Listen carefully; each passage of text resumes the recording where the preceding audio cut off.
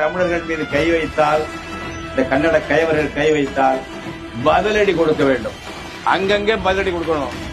களத்தில் இறங்கவும் தயாராக வேண்டும். இல்லைன்னா நம்ம இனம் ஒரு நாதியத்தை இனமா வாழ்ந்த இனம்ப்பா தம்பிகளா, வாழ்ந்த இனம்.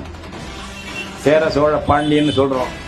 கரிகாலன் பரம்பரை, சேரன் செங்குட்டுவன் பரம்பரை, பாண்டியன் நெடுஞ்செழியன் பரம்பரை, வேலுப்பிள்ளை பிரபாகரன் பரம்பரை. ஞாபகம் வச்சுக்க. 2000 ஆண்டுக்கு முன்னதான் நாங்க வீரமா இருந்தோம். அது கற்பனை அல்ல, அதுவும் உண்மை.